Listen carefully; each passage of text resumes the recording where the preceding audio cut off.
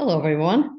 Reverend Monica here on 5 Unity Principles or Tenets, lesson 4 of 6. And so we are going to walk through this. And our fourth lesson is all about co-creating with God.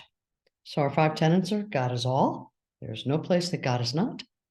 You are God. You are made in the image and likeness of God. You are part of God, and that is all good. And today is co-creating with God.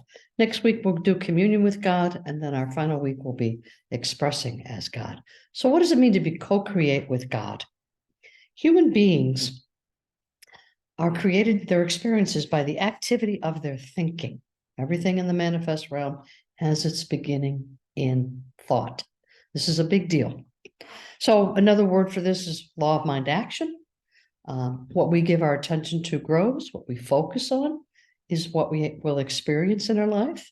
So the human being creates their experiences by the activity of their thinking. By the activity of their thinking. So what you're thinking, you create. Now, energy flows where attention goes.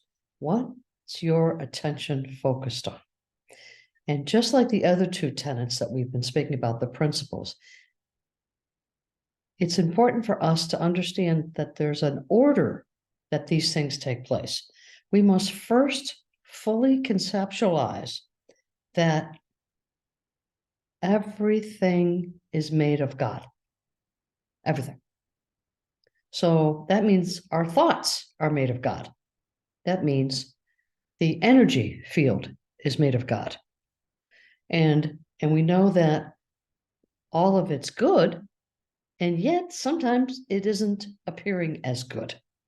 So in order for us to fully grasp this idea that we are in charge of our thoughts and it creates our world, it's even more important that we fully understand that what we're creating can be good, and what we're creating is part of the experience of co-creating with God.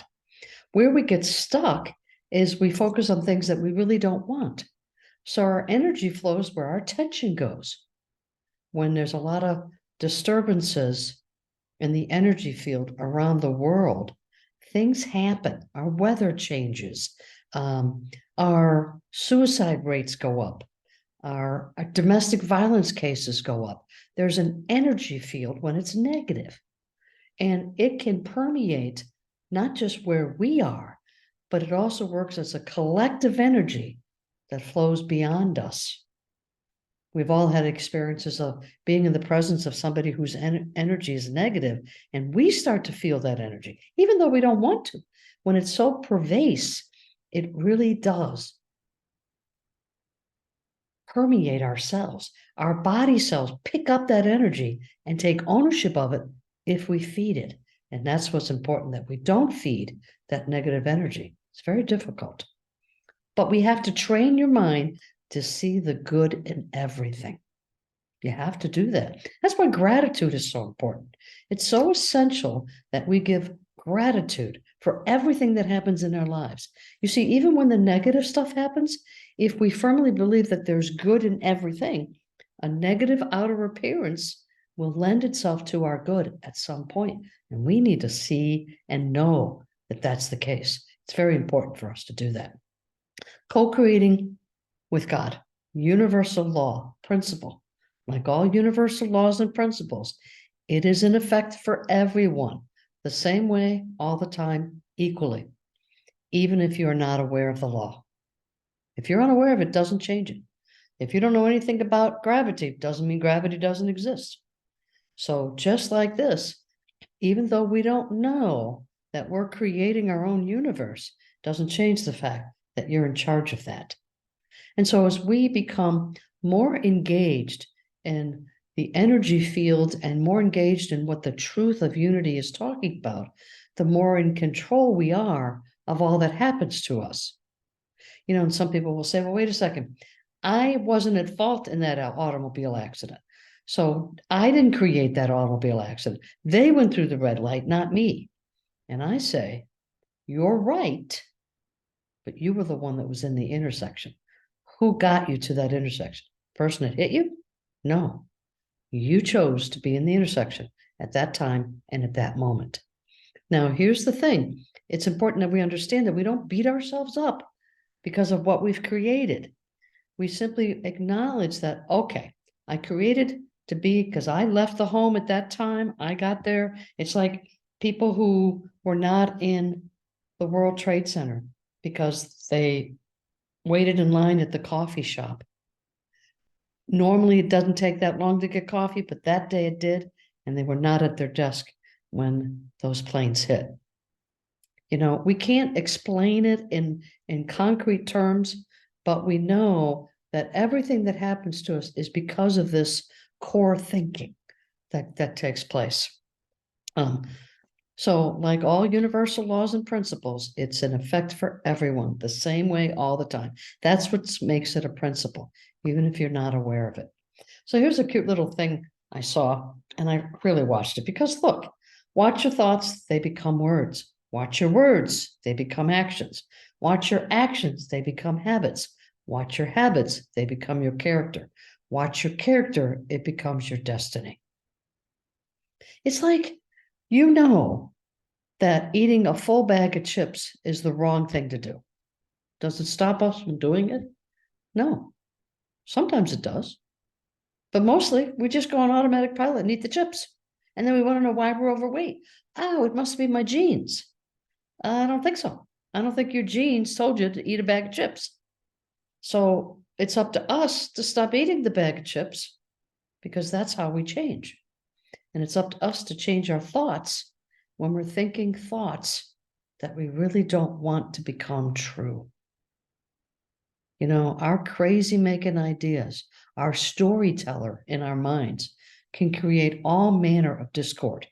And our job is to change the story into something positive, into something that you want to have happen. Buddha said 2,500 years ago, all that we are is the result of what we have thought. If a man speaks or acts with an evil thought, pain follows him. If a man speaks or acts with a pure heart, above the line, happiness follows him, like a shadow that never leaves him. I got a good visual with that. I hope you have one too. But you see, New Thought has been around for many, many years. But also during all those many, many years, there were a lot of other things, worshiping the goddess of fire, making sacrifices so that we can get more of what we want. And the idea that our tribal connections did these things, worshipped idols outside of themselves, is because they gave their power over to this outside factor, whether it be a baby Buddha, a statue or a tree that's been carved or something tangible. It caused that person to believe in that item to get what they wanted. And many times they got it because what were they focusing on? What they wanted more of in their lives. So it does work in its own way. But what we're teaching in Unity is to go within for that knowledge, not be espoused or being in a state of worshiping something outside of ourselves. Never own a disease. Reduce the amount of time that you talk about being ill. Refuse to allow illness a place in your consciousness. We teach that. And we have many examples in the Unity movement where folks have been diagnosed with some absolutely horrific things and they come flying through. And it's because they've chosen not to buy into that this is a death sentence. It's only a death sentence if you allow it to be a death sentence. I loved what the author of this book says, Ellen Davenport. She mentions that you can wish and pray for somebody to not die, but ultimately, all you have control over is your own thoughts. That person's soul may have already made the decision to move on from this life plane, and you have no control over that. It is what they've chosen. That's the good news, because it's the good news because you cannot control another human being. We know that intellectually we will still keep trying, but we can't. And so all we can do is control how we respond to whatever's happening in and around us. You choose how you want to respond to that. That's why I spend so much time teaching the quantum living, because you get an opportunity to see how you respond with your automatic pilots and can change them, change that automatic pilot so that you're responding in a much more healthy way, above the line behavior versus I'm mad and I'm going to get even. I'm going to do this to you because you did that to me, all that below the line stuff. So owning a disease causes you to have that dis-ease grow within you. Nobody wants cancer. Nobody says, gee, today I think I'll change my good cells into bad cells and let me get cancer. That's not what I'm talking about. I'm talking about when we have continuous negative thinking going on, our body will create negative responses, whether it's verbally or in our dis-ease area. Cancer cannot grow unless it's dark, gloomy, and wet. It grows within us. And so our job is to keep our insides filled with light, not with the darkness. So it's important that we keep not just a physical well-being, but a mental and spiritual well-being as well. Never own a disease. Never say, I was born with this, I'll die with this. Wrong. It's a misuse of our thinking ability, and our co-creating with God then creates something negative. So anything that's going on in your life, not building on what we've created in the past, but rather what are we building now and how will it create our future? It's what we're building now, because whatever we built in the past, we can change by a change of our minds, by shift in consciousness. We can eradicate that negativity that's existing within our thinking and within our bodies. We are creating with every thought and feeling. We choose with our focus. What are you giving your attention to? We are creating with every thought and feeling. Do not dismiss it. That's why the denials are so important. So if we say something, oh, my back really hurts today. Oh my God, that's right, that backache. It comes every day at this hour. When we find ourselves saying that, we're creating a thought and feeling. Oh, excuse me. Our bodies will see to it. The more power you give that thought, that I always have this happen every afternoon at this hour. If you make that your truth, your body will respond to that. And that's where you got to pay attention.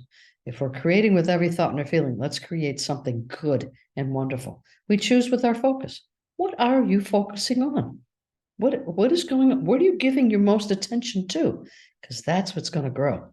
What are you giving your attention to increases.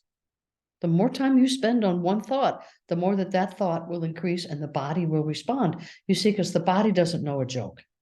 What you tell your body, it believes to be the truth. And the body's job is to respond to your thoughts, to respond to your feelings, and to create what it is you say you want to have happen in your life.